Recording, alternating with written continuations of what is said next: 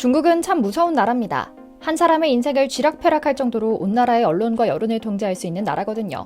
그렇게 다시는 그 땅에서 커리어를 이어갈 수 없는 초특급 스타 여배우가 있습니다. 그 대표 주자가 판빙빙인데요.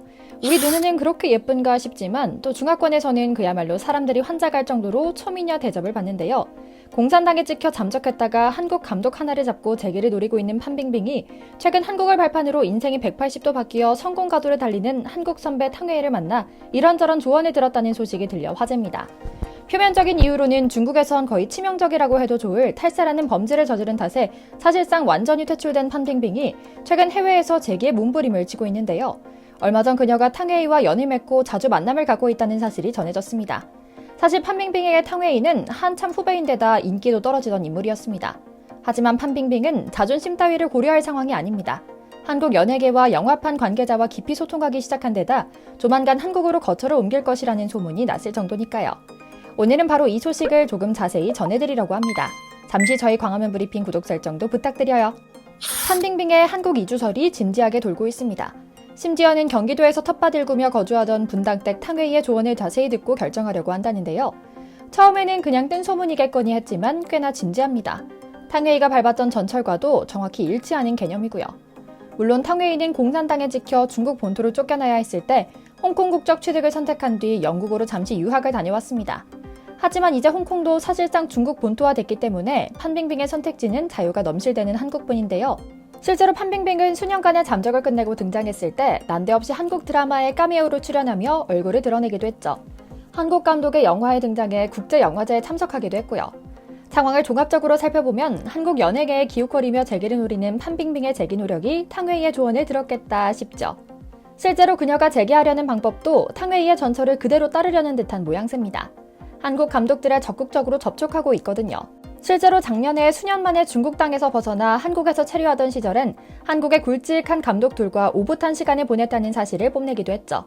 작년엔 쉬리, 태극기 휘날리며 등으로 유명한 강재규 감독과 시간을 보낸 근황을 SNS에 올리며 그는 변하지 않았다. 그와 일하고 대화하는 건 즐겁다. 그와 함께 술을 마시는 것도 좋다. 어젯밤에도 레드와인을 3병 마셨다 라는 글을 남기기도 했거든요. 이날 올린 사진 속 판빙빙은 강 감독과 편안한 옷차림에 어깨에 손을 올리며 친밀함을 표하기도 했죠. 그런데 그녀의 야심은 여기서 그치지 않았습니다. 그녀는 어느 날 다시 자신의 SNS에 기념사진이라는 짤막한 글과 함께 한국 감독과의 인연을 뽐내는 사진을 올렸는데요. 공개된 사진에는 박찬욱 감독을 만나 인증사진을 남기는 판빙빙의 모습이 담겨 있었습니다. 한국과 중국을 대표하는 영화 감독과 배우의 만남은 그 자체로도 눈길을 끌었죠.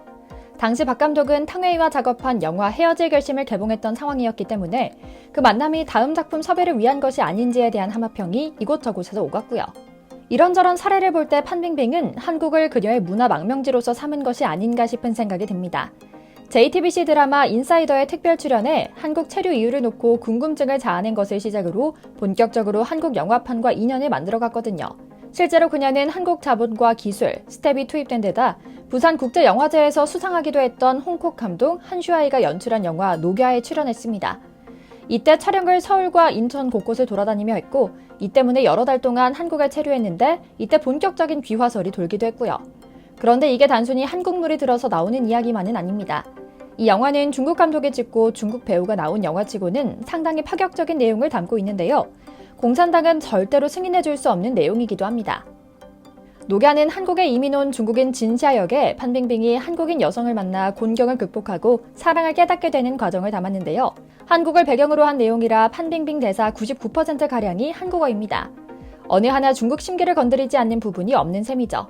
그래서인지 전 세계 영화 관계자들은 판빙빙이 한국에 귀화하진 않더라도 최소한 적을 두고 즉 거주지를 만들고 자유 그 자체를 즐기며 전 세계 영화 시장으로 재진출할 것이라고 예상하고 있다고 합니다. 실제로 판빙빙 역시 이런 논란에 대해 긍정도 부정도 하지 않으며 살짝은 한국 덕을 보겠다는 운을 띄우기도 했는데요. 최근 베를린과 칸 영화제에 연속으로 참석하며 5년 만에 공식 석상에 나타난 그녀는 자신의 과거 사건에 대해 묻는 기자들에게 자신의 거취에 대해 애둘러 말하지 않고 직구를 날립니다. 몇 가지 일을 겪었다. 사람의 인생은 오르락내리락 하기 마련이다. 저점에 다다른다 해도 서서히 다시 위로 올라오면 된다. 돌이켜보면 아주 좋은 경험이었다.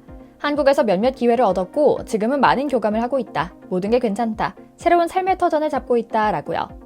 그러나 중국 팬들은 이 모든 것이 안 입고 온 것 같습니다. 그녀가 최근 자신의 SNS에 근황을 공개하며 여성 스타라면 누구나 한 번씩은 하는 콘텐츠인 가방에 있는 물건들 보여주기 영상을 찍어 올렸는데 한국 화장품이 있었는데요. 이를 꼬집어 아예 한국으로 이민 가려나 보다 등 비꼬기 바빴죠. 아무래도 당의 지령이 내려온 게 아니었나 싶긴 한데요. 물론 속사정을 잘 알지는 못하지만 사실 그녀가 이런 대접을 받아야 하는 것은 정당하지 않다는 의견도 많긴 합니다. 안 그래도 신뢰도가 낮은 중국 관영 매체의 뉴스만 보고 그녀를 판단하기에는 그녀가 이미 수년간 보여준 멋진 모습들이 가득하기 때문이죠. 판빙빙은 지난 2018년 영화 출연 당시 이중 계약서를 이용해 고액의 출연료를 받았다는 의혹을 받았고 중국이 조사에 착수한 끝에 해당 의혹을 인정하고 선고받은 벌금을 모두 납부했지만 오랜 시간 자취를 감춰 실종설, 사망설, 감금설 등 5만 가지 소문에 휘말려야만 했는데요. 당시 CCTV 등 언론 보도에 따르면 중국 사회과학원의 중국 영화계 스타 사회책임 연구 보고서에서 판빙빙은 사회책임 점수 0점을 받았다고 합니다.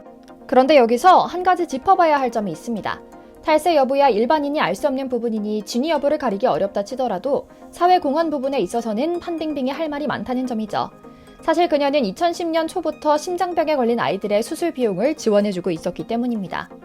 2015년 한 해만 해도 무려 200여 건이나 수술비를 낸 기록이 남아있다고 하는데요. 티베트에 있는 어린이 병원을 방문해 아이들과 시간을 보내고 병원비를 지원해주거나 상하이의 병원에서 열린 자선 행사에도 참석하는 등 다른 어느 중국 스타들보다 자선 활동에 열심이었다고 합니다. 이처럼 그녀는 특히 티베트에서 아이들을 대상으로 많은 봉사활동을 했는데요. 그가 머물며 봉사활동을 한 티베트의 아리 지구는 해발 고도가 높아 외부인은 고산병에 걸리기 쉬우며 이 지역 아동의 심장병 발병률은 다른 지역에 비해 3배가 높은 것으로 알려져 있는데 그곳에 정기적으로 직접 방문해 무려 8년간이나 의료 봉사활동을 했다는 사실을 보면 대체 어디까지가 진실이고 거짓인지 구분하기 어렵다는 생각마저 들죠. 판빙빙의 향후 행보는 어떻게 될까요? 한국의 문화적 힘을 이용만 하다가 결국 중국으로 다시 돌아가고 말지 탕웨이처럼 한국에서 마음 맞는 청년과 만나 자리 잡고 살며 자유를 누릴지 우리는 아직 잘 알지 못합니다. 자신보다 한참 뒤처져 있던 탕웨이가 이렇게까지 전 세계인의 사랑을 받으며 결국 중국 무대 중심에까지 서는 것을 보며 그녀는 어떤 생각이 들었을까요? 그래서 아마 판빙빙은 한국 기화와 이주설에 크게 반박하지 않는 스탠스로 일관하고 있을지 모릅니다. 우리가 그나마 그녀의 앞날을 응원하고 기대하는 것은 중화권 최고의 스타가 한국인이 됐다. 한국에 산다가 아니라 그녀의 행보가 한국의 자유롭고 창의적인 영화 시장의 저력을 확인할 수 있는 방증이라는 점을 되짚고 또 앞으로 이런 인물들이 더 많아질수록 한국의 문화적 위상이 높아질 수 있다는 기대를 할 수 있다는 점일 겁니다. 물론 판빙빙이 앞으로 견뎌내야 할 것도 있습니다. 바로 중국 언론과 네티즌들의 집중 공격입니다. 실제로 탕웨이는 아직까지도 한국 며느리가 됐다는 이유만으로 중국 사람들의 1순위 공격 타깃이 되고 있습니다. 아직까지도 특히 별거설은 이들의 주요 먹잇감이자 전통적인 레퍼토리죠. 하지만 탕웨이는 이미 그 누가 뭐라 하더라도 한국 남편과 행복하게 지내고 있으며 인생도 탄탄대로를 걷고 있을 정도로 귀인을 만났다고 볼 수 있습니다. 그만큼 환경이라는 게 참 중요한 것 같습니다. 다정하고 배려심 깊은 한국 남자랑 평안하고 안전한 한국에서 지내는 게 큰 행운이었던 것이죠. 판빙빙도 하루빨리 자유의 진한 맛을 더 느끼고 평안을 찾길 기원하며 오늘 영상 마치겠습니다. 광화문 브리핑 구독, 좋아요도 부탁드리고요. 시청해주셔서 감사합니다.